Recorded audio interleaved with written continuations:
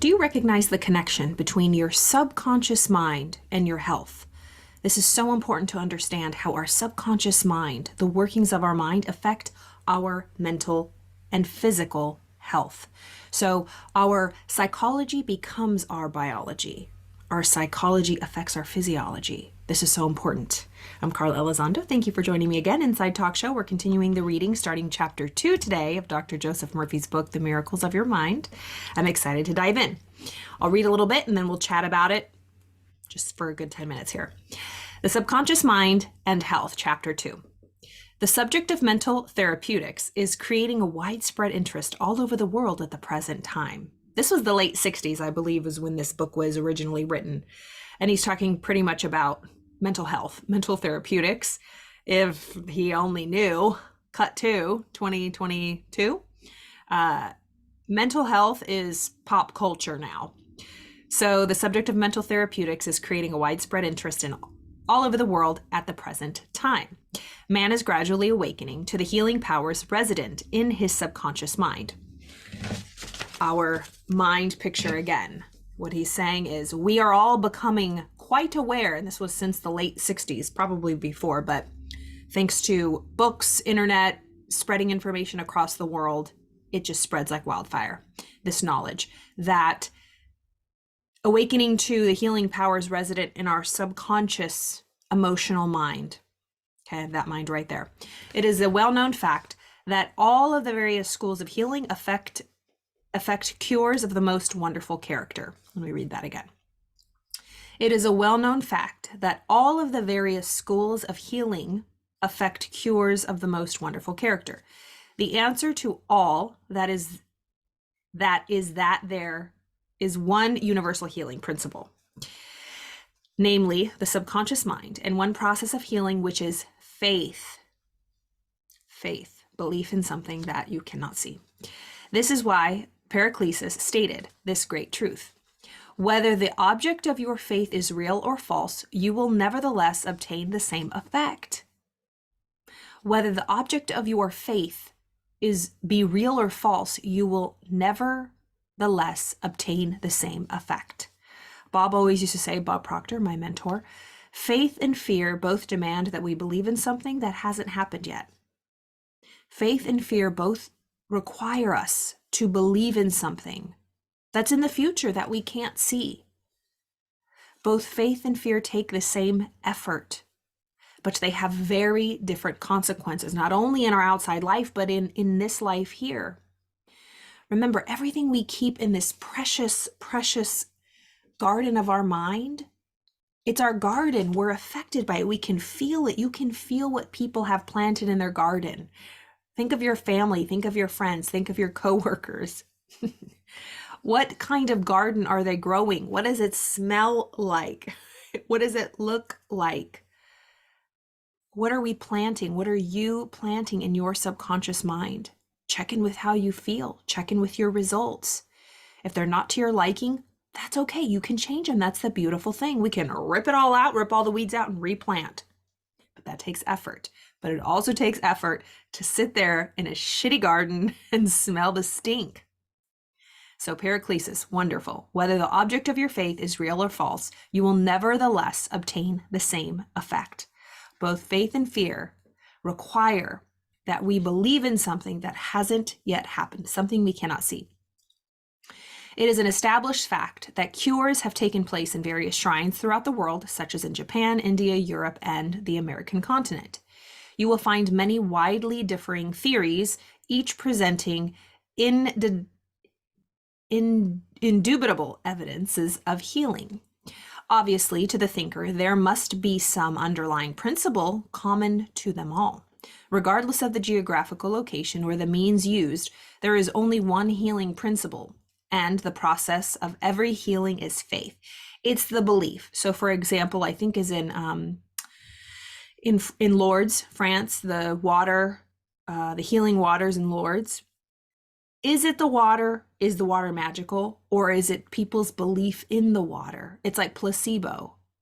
At the end of the day, everything's a symbol. Nothing is good or bad. Our thinking makes it so.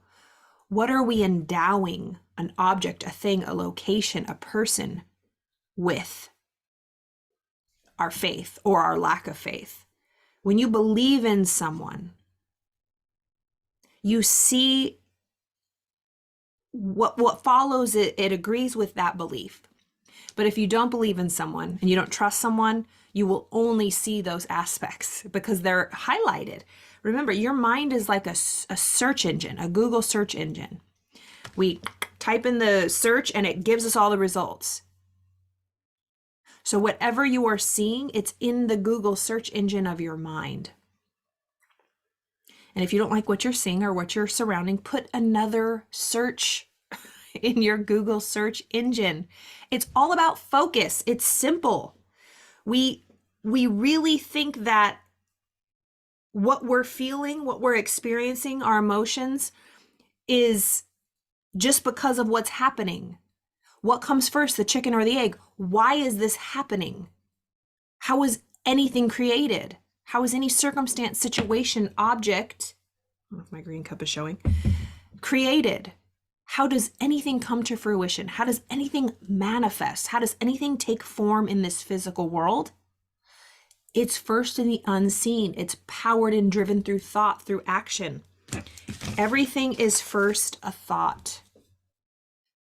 Then when it gets emotionally involved, it goes down to the body and it just urges us to take action. And by those actions, we get results. Think, feel, act, results. Think, feel, act, results. And that's just with one individual person. Think of masses. When two or more are joined, hello, masterminding. And you can use it for anything you want. You can use it, the civil rights movement, all those people joining together, nonviolence.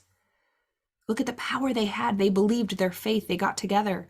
But then look at the people who got together to do, 9/11.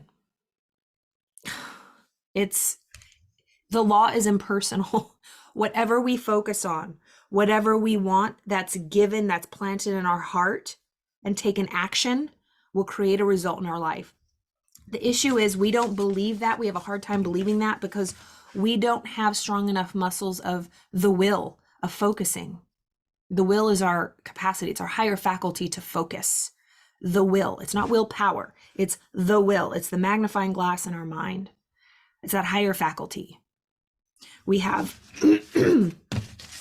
we talked about this the other day. This is our mind. We have the conscious thinking, subconscious feeling, our body acts, we get results. These antennae represent our 5 physical senses: see, hear, smell, taste, touch. They are connected to our physical body, this apparatus, the machine we were given. That's how we receive information in this physical world. These are our 5 animal senses, our lower senses. Every animal has it. Well, what makes human beings different? What makes us the apex creature? It's our higher intellectual faculties that were only given to us as far as we know. There's 6 higher faculties from which we live. You can tell when people live from their 6 higher faculties and who live from their lower 5 senses. Have you ever said, wow, they're an animal? They're just a Neanderthal, or they're just unevolved. And then there's people who are like transcendent. They just live from a higher plane. They live from their 6 higher faculties. It's perception, the will, reason, imagination, intuition, and memory. All of these tools of our mind, these higher faculties, are what differentiate us from animal life, from your dog. What is the difference between you and your dog? Your dog can see, hear, smell, taste, touch, and so can you. But your dog licks his butt. I mean, let's be honest. Let's continue a little bit. All right. So paraclesis, that strong quote, it doesn't matter if it's real or false. This is the beautiful thing of life. We can choose to think and believe and get emotionally involved with whatever we want, and it's nobody's business.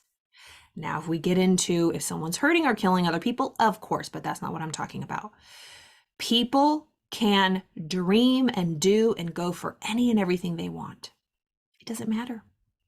We have free will to do that, to choose our thoughts. So it's established that miracles take place. The one thing that's in common with all of these places is not the physical place, but it's the faith of the people who visit these places.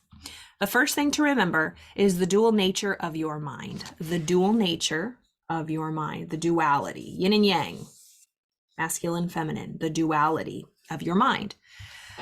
The subconscious mind is constantly amenable to the power of suggestion from your conscious mind.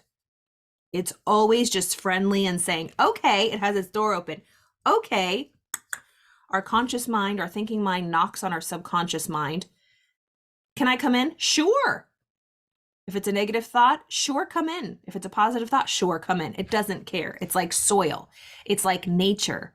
These are the seeds. Our thoughts are seeds. We can grow flowers or we can grow weeds. What are we growing? This is the fertile soil. These are the seeds. We can choose. So the subconscious mind, the fertile garden, is welcoming and friendly to the power of suggestion, aka our conscious thinking mind and the seeds that are dropped. It welcomes them all.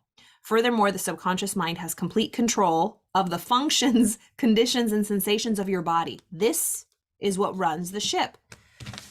My award-winning drawing. Remember, we're the captain. The conscious mind gives the orders. We can think whatever we want. The captain gives orders. There's the steering wheel to the ship. It steers the ship, which is the body, to the destination. Our body is the ship. Our conscious thinking mind is the captain.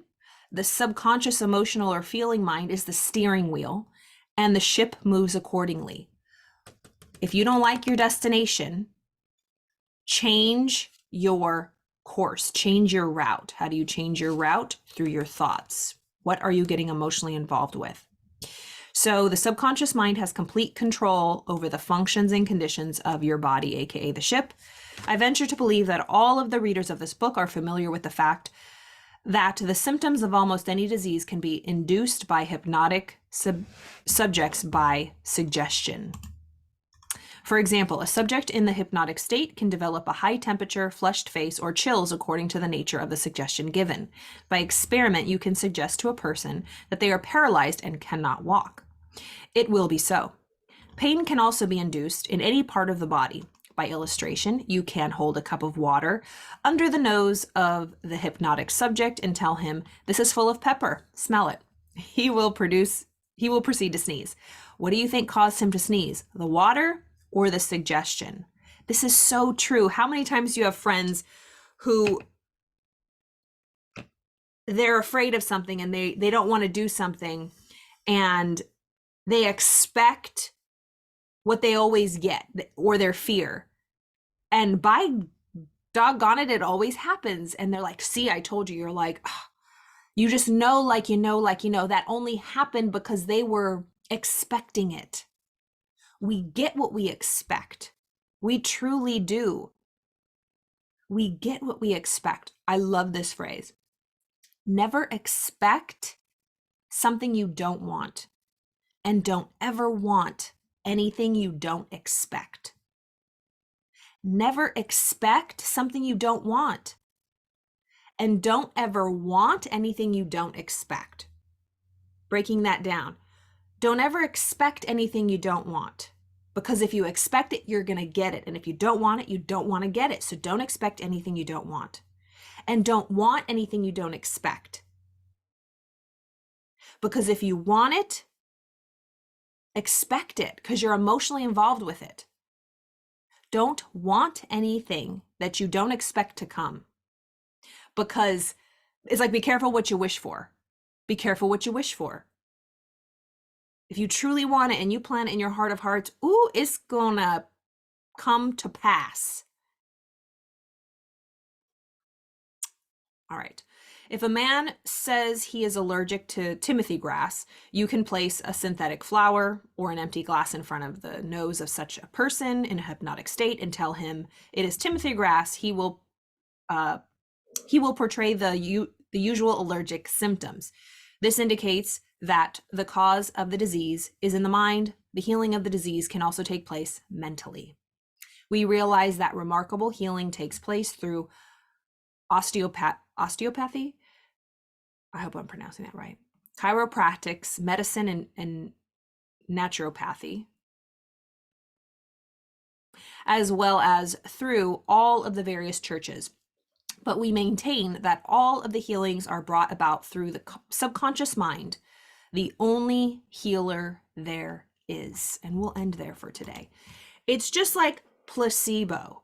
If you've ever read a study about two groups of people who took a sugar pill and who took the actual pill, there's so many wonderful studies. If you're not familiar with Google Scholar, find a topic, read some published, vetted academic articles with real research. Do your own research. What's a subject you really want to know about? This is a great one. Placebo, the power of belief, the power of faith. There's really great academic journals on this stuff. Published in, journals that are vetted, basically. Because anybody can write anything, as we know. People can claim things, which is fine. Like we know, hey, it's a free country. It's a free world. Well, our country is free. But, but we can think anything we want and pretty much put anything out there we want. But is it full of integrity and for the betterment of yourself and for others? I think that's the only thing that matters. Is it with integrity? Is it with helping and healing nature? Is it out of service? Is it helping this world? Or is it kicking up dust and causing chaos and friction and anger and hate? I love this Subconscious Mind by Chapter 2 of The Miracles of Your Mind by Dr. Joseph Murphy. We are growing here on YouTube, team. We're at 230 subscribers. I am so grateful. So if you like this, please share it with anybody and watch any past videos. I have done so much content in the past 2 years, but it's all the same. It's different books, it's different readings, and it's kind of my interpretation, and it's me learning live. Like there's so many books that I read for the first time and just interpreted them. So I have different playlists. Yeah, I'm going to try to add another channel that I started. It's called the Citadel. It was a while ago, but I transferred it over. I'm trying to transfer it over to here, but I'll put a link. I'll put a link in my bio info about on YouTube for this. But anyways, have a wonderful Wednesday, and I will see you all tomorrow.